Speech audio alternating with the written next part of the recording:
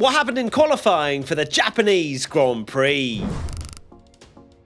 Right, let's start with Q1, shall we? And it was Bottas, Stroll, Hulkenberg, Zhou, and Sargent out in Q1. Let's talk about Logie Bear, Tommy. Go on, You didn't hold back on our Twitch watch along, Matt P1 Tommy, if you want to join us for the race and further watch alongs over the course of the rest of this Formula One season. But Logan crashed in Q1 out of the final corner, trying to get on the power, little bit squirrely at that point. Get out the power, my friend. But no, he wanted to drift it, bit of gymkhana, didn't work out, into the wall. And is that the end of his Formula One career? That's the question. Probably not. Yeah, Sargent seems to be kind of spiraling now into kind of, he's not been particularly quick all year. The pace difference to Albon has been quite extreme. And then, he's not scoring points either, which is a big thing when the Williams should be scoring points. Say it so many times. But I think the problem now is this is however many races in a row where he's kind of crashed. But yeah, so question from P1 Patreon member Shana. Logan Sargent, did he literally crash his contract for next year? If I'm James Fowles, I'm not. That man's got a lot of intellect. I think he's got a lot of brain cells, more so than a lot of people. The way he just connects with us. He knows his stuff, right? He will know that Logan Sargent is currently the weak link in Williams, and he's trying to build this 5-year plan of Williams and getting back to the front. And I think on one side, people will argue he's a rookie, he deserves time to grow. But on the other side, Williams don't have that capability to be able to do that. They're a team that have struggled for quite a few years now, and they want to be pushing forward and pushing towards the front. And I think if they want young potential, they need to be ringing up a certain guy called Liam Lawson that's been very good and potentially probably doesn't have a seat for next year. Get him in a full-time seat for 24, then he can go back to AlphaTauri for 25. Lovely jubbly. Other drivers to speak about, or teams, Alfa Romeo looking washed as always, but Bottas out-qualifying Zhou. Hulkenberg, surprising actually, I would say, for him to not make it out of Q1, and K-Mag is starting to get the upper hand, it seems, over the last couple of races in that Haas partnership, which is not something we really saw coming, because it looked like K-Mag was struggling, and then of course Lance Stroll. But I'm going to save my slander because it looked as though, well, actually no, I'm not, because Alonso still made it through to Q3, but that's just Alonso doing Alonso things. Aston Martin looked like they might well be the 6th quickest car now, which is crazy. It is the fall from grace for Aston Martin after the hype, as in testing, going, have Aston Martin got a race-winning car? And now it's like, can Aston Martin make it into Q3? Well, we were even saying, can Fernando Alonso do a miracle and win the championship with all of these third places, and then Aston Martin get better and start winning? Like we were. It's the opposite, yeah. Literally, they've just gone, you know what? I don't think there's any upgrades that we need to bring that can bring any sort of performance for the rest of the year. We had a theory, didn't we, in our Twitch, that to make Stroll look better, they're actually taking the upgrades off Alonso's car, so he goes down the field, and then and then he can go, well, actually, Stroll's only 6 places behind Alonso. Only the most insightful opinions here on the P1 podcast. Sarcasm alert. Let's move to Q2 now, shall we? Where it was Lawson, Gasly, Albon, Ocon, and Magnussen. Liam Lawson doing another fantastic job, I would have to say.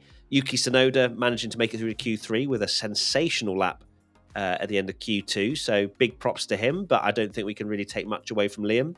And then you've got the likes of Gasly, as I say, that just Alpine, just anything that has any kind of acceleration / top speed zone, they're not great, are they, around power tracks? Alpine are, really bad at the moment. They started off the season quicker than McLaren. Looked like they were kind of just below the top teams. Obviously not Red Bull, but the others. And we're looking fairly decent, and now they're just falling off big time.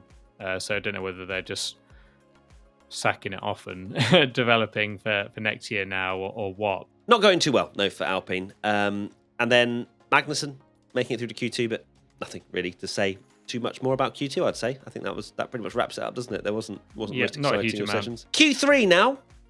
And let's talk about the Max Verstappen revenge tour.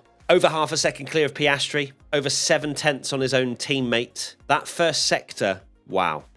I mean, the first sector at Japan is great to watch anyway, but to watch it on board with Max Verstappen during that qualifying session was just something else. That's what made this qualifying session probably one of the worst of the year in terms of excitement and anticipation, was that Max was so good in the first sector, and then everyone else would go through like half a second slower. And you're like, well, that's done then, isn't it? Qualifying over. Yeah, you've got to. It's one of those sessions where you kind of just have to watch and applaud not just Max, but Formula One cars in general, of just how spectacular they are around an incredible circuit.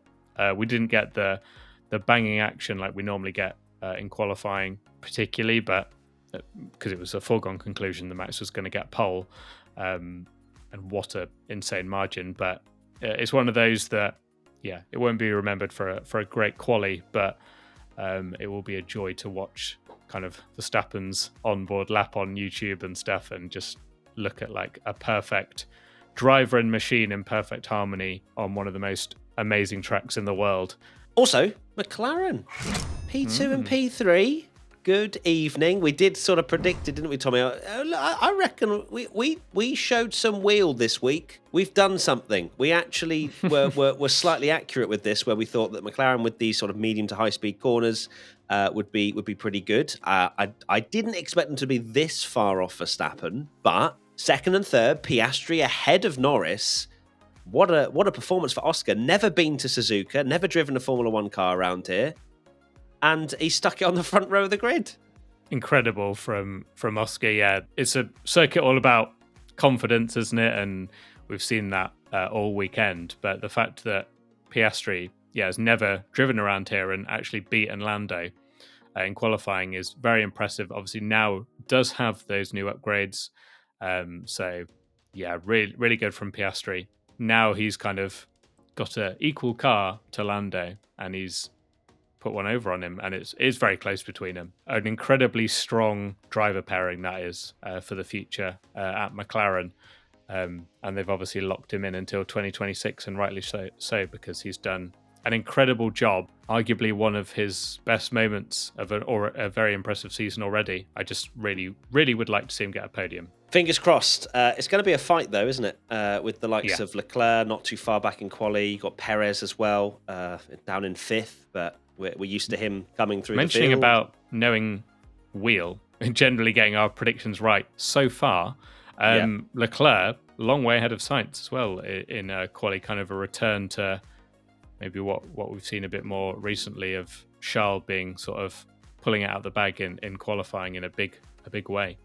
Yeah, 1/10 away from being on the front row of the grid. So it's going to be an interesting battle, I think, for second place tomorrow. Probably between sort of second to sixth, and then Mercedes not looking all too good. Other things to mention, Mercedes, we sort of touched upon them, but Hamilton out qualifying Russell. But Hamilton a second off, Russell 1.3. Russell almost got done by Tsunoda. Yeah, that's a sentence. But yes, Russell, yes, not slightly 0.3 off his teammate. Hamilton bouncing back in that fight, I suppose. Because Russell was much quicker than him in Singapore, but I'd be surprised if Mercedes were that far off when it comes to the actual race. That's when they seem to come alive, but qualifying is their downfall. And I think Hamilton in particular was extremely critical. I think I didn't see this, but you were telling me about it, that he was extremely critical of his qualifying in the last few years, really. Yeah.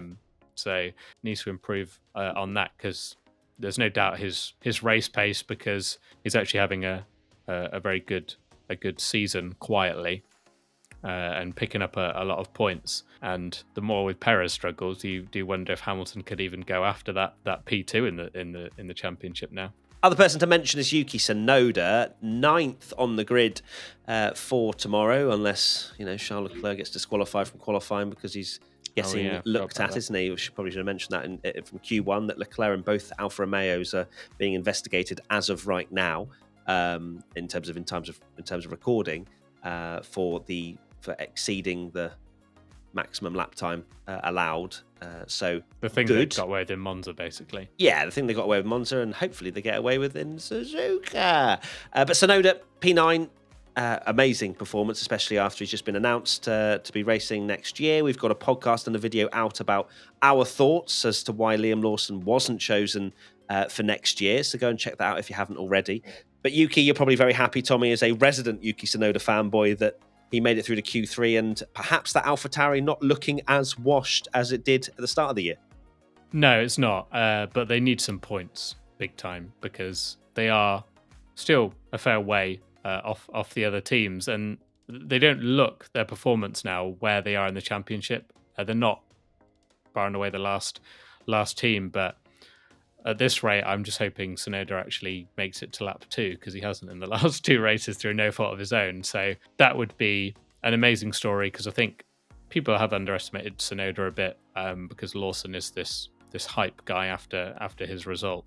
But it's a great performance from Yuki, and I just really hope he gets a good result here because it'd be great, obviously it being his home race as well. And that is about it. Thank you everybody for watching and listening. Be sure to check out our Patreon. We're adding more and more content to it as the weeks go by. Tommy, what are your finale thoughts? Just because Max Verstappen is back with his revenge doesn't mean it's going to be a terrible race, because we've seen good races in Zandvoort and Monza, even though he won. I think it's going to be quite exciting to see who's going to be on that podium, and there's a lot of stories still there of can Piastri get his first podium, which to kind of round up the show from the start, all the Australians that get to watch it, a sensible hour can be rewarded with a Piastri podium. That would be a lovely little thing, wouldn't it?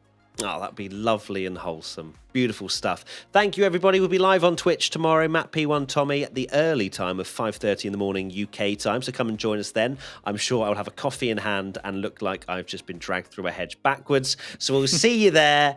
Bye. Bye.